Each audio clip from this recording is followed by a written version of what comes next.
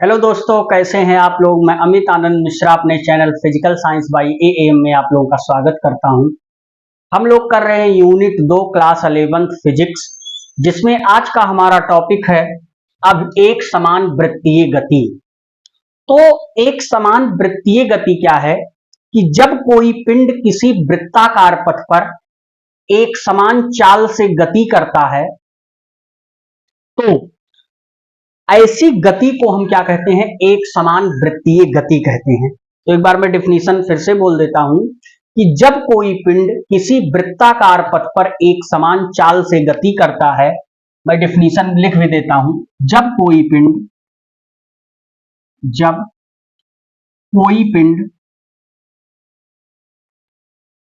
किसी वृत्ताकार पथ पर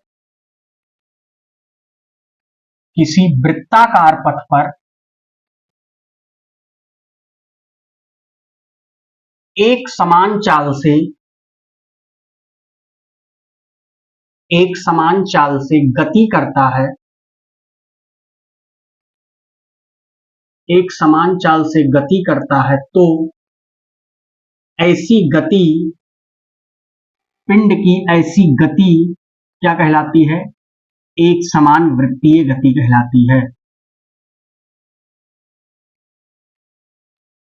एक समान वृत्तीय गति कहलाती है।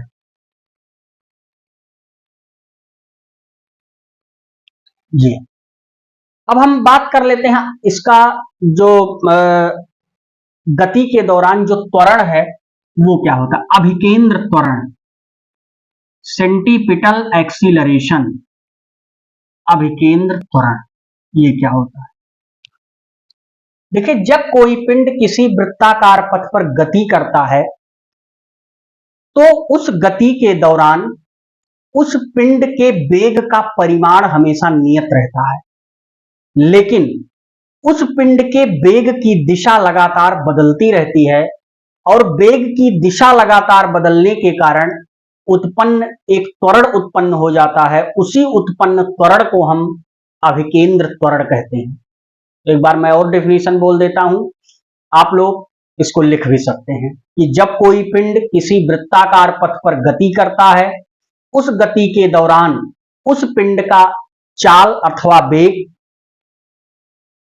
का परिमाण नियत रहता है, परंतु उसकी वेग की दिशा लगातार बदलती रहती है और दिशा के बदलने के कारण उसमें एक त्वरण उत्पन्न हो जाता है, जिसे हम अभिकेंद्र त्वरण कहते हैं। अब आइए थोड़ा इसको समझ लेते हैं। जैसे मान लेते हैं कि एक कोई पिंड है, पी बिंदु पे है, और ये केंद्र से इसका जो केंद्र है जिसके चारों तरफ ये घूम रहा है, ये इसकी जो त्रिज्या है वो आर है।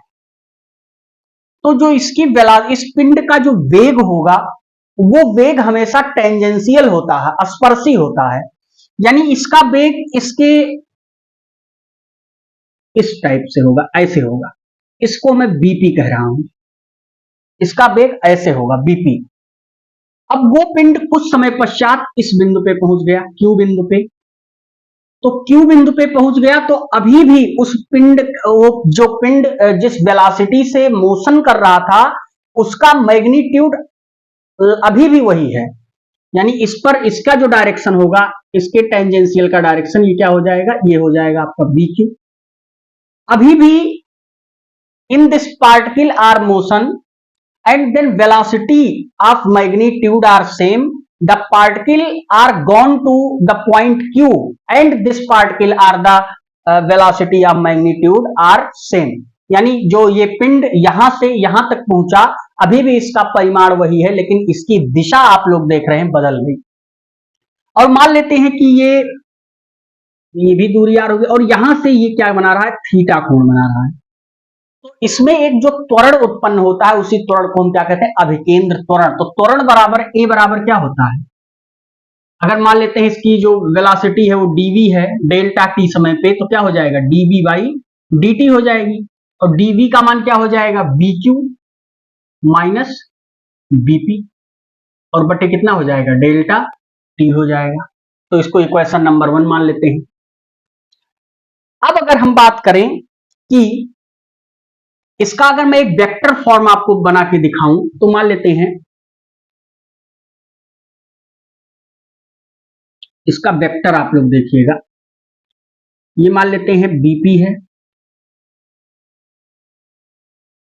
ये वेक्टर आपका है वी क्यू, और ये इसका रिजल्टेंट वेक्टर डेल्टा वी है। इसको कोई नाम दे देते हैं ए बी सी, ऐसे। तो अब ध्यान दीजिए कि ये ओ है, ये ओ पी क्यू ऐसा कुछ है। अब हम बात कर ले कि जो आपका एक त्रिभुज ये है और ये आपका चाप ही इसका कहलाएगा। अगर इन दोनों त्रिभुज की बात करें, एक त्रिभुज ले लें ओ पी क्यू तथा एक दूसरा त्रिभुज ले लें ए बी सी, त्रिभुज ए बी सी में अगर हम देखें तो ये दोनों क्या है, त्रिभुज समरूप है। और समरूप की प्रॉपर्टी क्या होती है, भुजाओं का अनुपात अगली भुजाओं के अनुपात के बराबर होता है। तो बीसी बटे क्या हो जाएगा, क्यूपी। बीसी भुजा जो इसकी है और क्यूपी भुजा का जो अनुपात है, ये एबी और किसके, ओपी के बराबर होगा। अच्छा, मान रख दे बीसी का मान क्या है, डेल्टा वी है। क्यूपी क्या होगा, क्यू से लेकर पी तक, तो क्यूपी क्या है, क्यूपी क्या है, चूंकि हम जानते हैं चाल बराबर होता है दूरी बटे समय। तो दूरी यहां से यहां तक चली गई, दूरी क्या हो जाएगी, चाल कितनी है v, और समय कितना है डेल्टा टी। तो इसका मान कितना आ जाएगा, v इंटू डेल्टा टी आ जाएगा। और ए बी का मान कितना है, ए से लेकर बी तक v है, और ओपी कितना है, आर है। तो अगर मैं बात कर लूं तो delta we by delta T, और v का इधर मल्टीप्लाई कर दूं तो क्या आ जाएगा, v स्क्वायर बटे आर। अब जरा समीकरण एक से delta we by delta T का मान रख दें तो कितना आ जाएगा, लिख देते हैं समीकरण एक से मान रखने पर कितना आ जाएगा, ये तो a है, a बराबर क्या हो जाएगा, v स्क्वायर बाई आर। और इसी को हम क्या कहते हैं, अभिकेंद्र त्वरण कहते हैं। और इसी त्वरण को क्या कहते हैं, अभिकेंद्र त्वरण। बहुत इंपॉर्टेंट पॉइंट है, अभिकेंद्र त्वरण कहते हैं। अब आप सोच रहे होंगे कि सर अभिकेंद्र त्वरण की दिशा किधर होगी। ये जो अभिकेंद्र त्वरण है, ये देख रहे हैं आप, त्रिज्या को जैसे जैसे आप बढ़ाएंगे इस अभिकेंद्र त्वरण का मान कम होता जाएगा।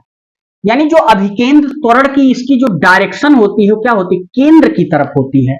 यानी अगर मोशन कर रहे पार्टिकल, जो सर्कुलर मोशन पार्टिकल कर रहा है, उसमें इसके अभिकेंद्र त्वरण की दिशा देखें तो अभिकेंद्र के त्वरण की जो दिशा होगी वो हमेशा इसके केंद्र की ओर होगी, जिस केंद्र के परितः वो क्या कर रहा है, मोशन कर रहा है। इस चीज को आपको ध्यान रखना है। अब हम अभिकेंद्र त्वरण समझ लिए, अब हम इसकी कोणीय चाल समझ लेते हैं कितनी है। तो कोणीय चाल को इसकी समझते हैं कितना आपका होगा। चलिए देखिए, कोणीय चाल,